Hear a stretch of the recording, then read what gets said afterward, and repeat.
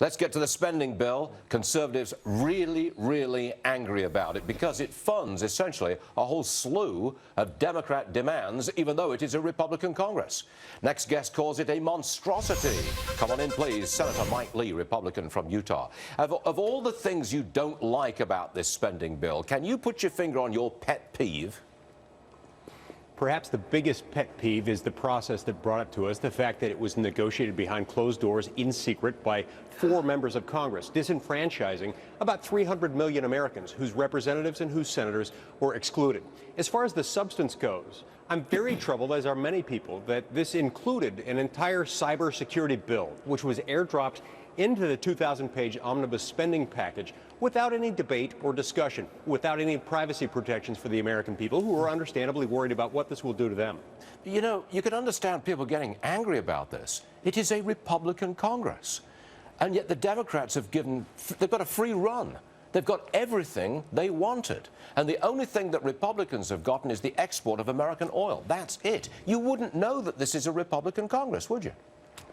No, that's exactly right. And that's what's so troubling about this, is that there are countless policy riders, provisions that could have made this bill better, that would have passed and could have ultimately been signed into law by the president, had there simply been a process for debating, discussing, improving, and ultimately amending this measure.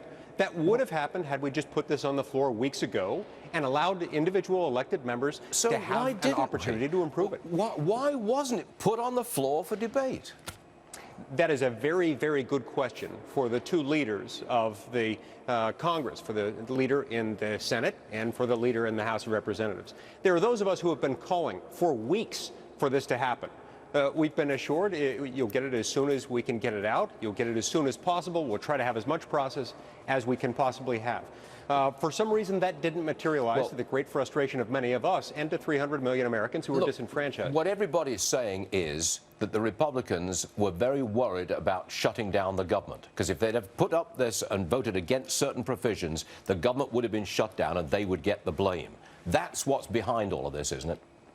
Well, yes, that's exactly right. And that's one of the unfortunate things about how we get into these spending patterns. I discussed this phenomenon at length in Chapter 9 of my book, Our Lost Constitution, to explain how they always use this threat, coupled with pushing back any consideration of legislation to keep the government funded until the very moment before funding is about to expire. That's how they force through these bad things.